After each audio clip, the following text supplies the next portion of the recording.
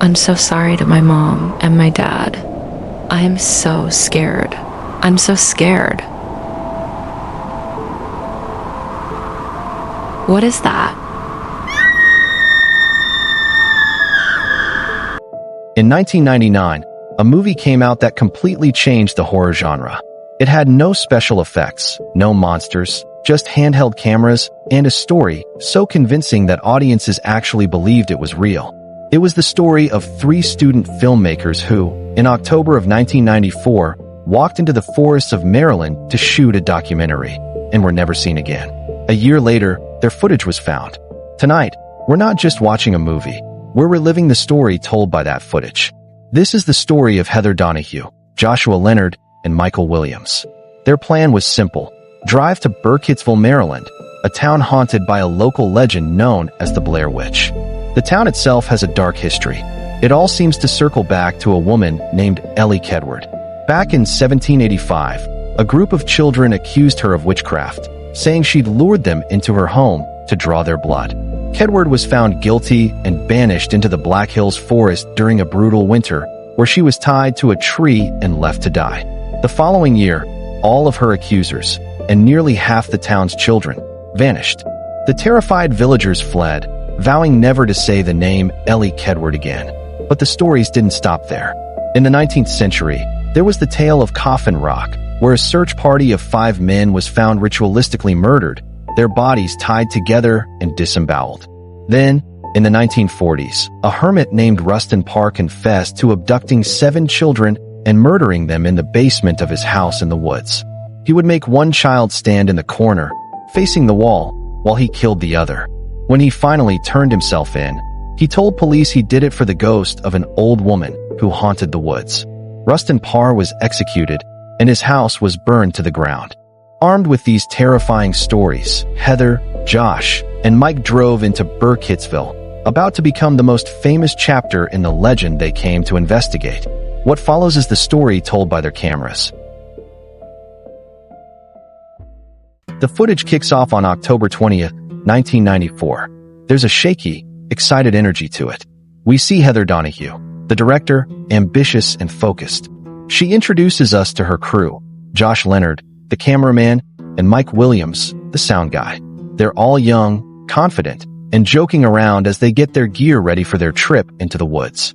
First, they stop in the town of Burkittsville to interview the locals. It's a sleepy, quiet place. One woman with a baby just laughs the legend off, figuring it was made up to attract tourists. But others aren't so sure. A man at a local shop seems uneasy as he recounts the story of Rustin Parr, as if it's a piece of history best left buried. Their most unsettling interview is with a local woman named Mary Brown. She's eccentric and claims she actually saw the Blair Witch near Tappy East Creek. She describes a creature that was half human, half animal, covered in black fur. Watching the footage, you can see Josh and Mike smirking behind the camera, but Heather is completely captivated. They feel like they have enough material. The legends have been laid out, and the stage is set.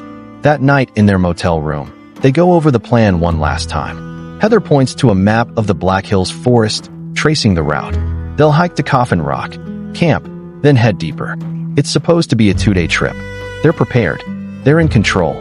Josh pans the camera over to Mike and asks playfully if he's scared. Mike just grins. He says he isn't scared of anything. It's just a story, and they're the ones holding the cameras. The next morning, October 21st, they drive to the edge of the forest and head in. At first, the mood is light. They complain about how heavy their packs are and make fun of the spooky legends. Mike does a fake monster voice from behind a tree, and Josh plays along, framing the shot like a cheesy horror flick. Heather is all business, constantly checking her map and narrating their progress for her documentary. They cross a shallow creek, and after a few hours of hiking, they finally find Coffin Rock. It's a big, flat rock near the water, exactly like the story said.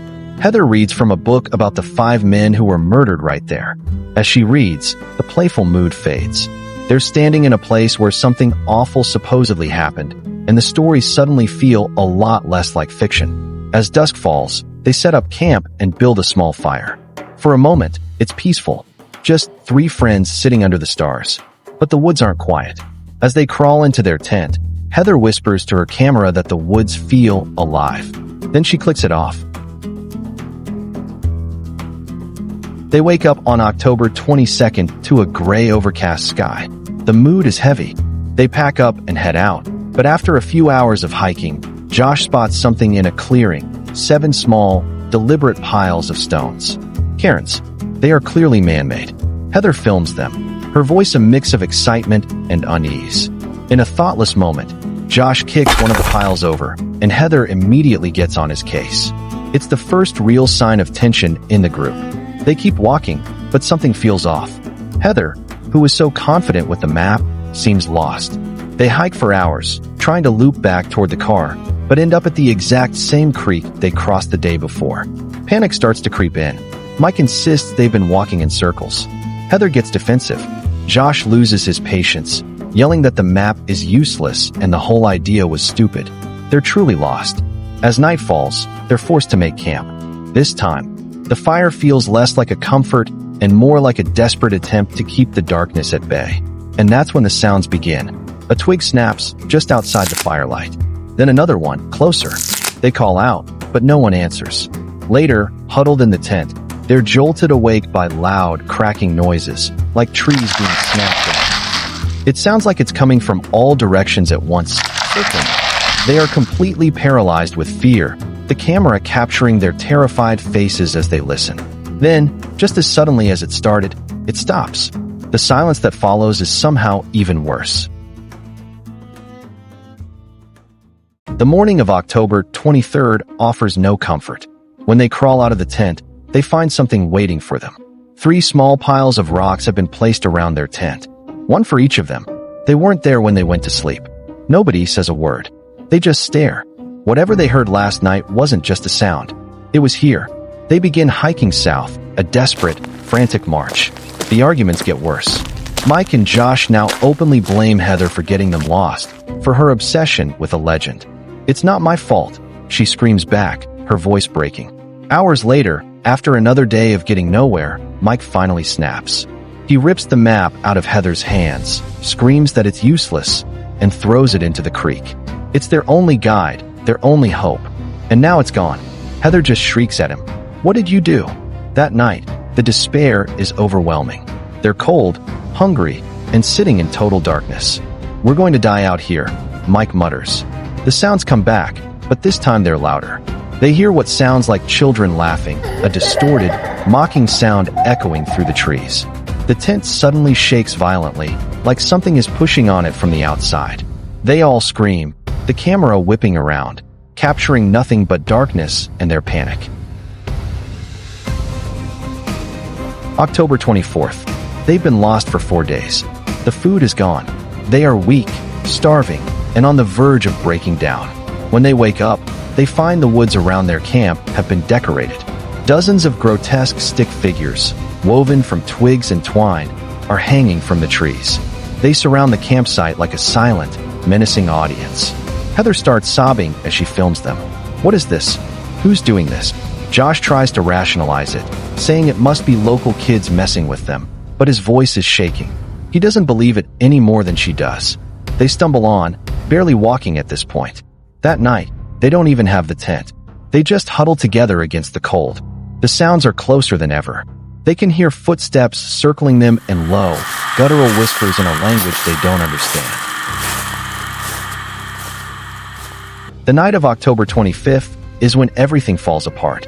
They're huddled inside the tent when something starts attacking it. It's not just sounds anymore. The canvas shakes and bulges inward, as if hands are pushing and grabbing at them from all sides. In a wave of pure terror, they scramble out of the tent and just run, blindly, into the pitch-black forest. The next morning, October 26th, they wake up bruised and disoriented. And Josh is gone. They scream his name until their voices are raw. "Josh!" The only answer is the echo of their own calls. They search for hours, but he's nowhere. Mike and Heather are now alone, and their anger has been replaced by a deep, shared terror. That night, they hear the worst sound yet. It's Josh, screaming in what sounds like pure agony, his voice carrying from somewhere deep in the woods. They scream his name back, but they're too terrified to go looking for him. All they can do is listen to their friends' horrifying screams until the sun comes up. On the morning of October 27th, Heather finds a small bundle of sticks tied together with a scrap of fabric from Josh's shirt. Her hands shake as she unwraps it. Inside is something wet and bloody. It looks like a piece of a tongue, teeth, and clumps of Josh's hair. Heather stumbles back, gagging. The last bit of hope is gone. Josh is never coming back. Later that day, knowing it's over, Heather turns the camera on herself. Her face is thin, her eyes are hollow, and tears are streaming down her face. This isn't for her documentary anymore. This is a final goodbye. She chokes out that she's sorry, that this was all her fault, her project. She apologizes to her family and her friends, her voice breaking as she sobs. I am so scared. Night falls on October 28th. It's their last night. Suddenly, they hear Josh's voice again, yelling for help, and it sounds close. Driven by a final surge of adrenaline, they grab the camera and run toward the sound. They burst through the trees and see it. A derelict, two-story house standing against the night sky. It's the ruins of Rustin Parr's house. The screams are coming from inside. Josh isn't there. Mike yells and runs straight inside. Terrified to be left alone, Heather follows him, camera still recording. The inside of the house is a nightmare. Strange symbols are painted on the walls, alongside the bloody handprints of small children. Josh, Mike screams, running upstairs. They find nothing. Then they hear the screams again, this time from the basement. Mike charges down the rickety stone steps, and Heather follows, her camera wildly panning across the damp basement walls. Mike, she calls out, her voice trembling. The camera finds him. He's standing in the far corner of the basement, facing the wall, perfectly still, just like Rustin Parr made his victims do. Mike, Heather whispers. He doesn't move. Suddenly, Heather lets out a blood-curdling scream. The camera is knocked from her hands and falls to the floor. The lens points at nothing, but for a few horrible seconds, the audio keeps recording the sounds of a struggle and her screams. Then, complete silence. The footage ends. For a full year, no one knew what happened to Heather, Mike, and Josh. Then, their camera equipment and tapes were discovered, buried within the ruins of that old cabin. The story you've just heard is the one told by that footage, a document of their final terrifying days, and the latest chilling chapter in the long, dark legend of the Blair Witch. What part of this story gets to you the most? The sounds in the dark, the stick figures, or that final, awful moment in the basement? Let me know in the comments. And if you enjoyed this journey into a horror classic, please consider liking and subscribing. Thanks for listening.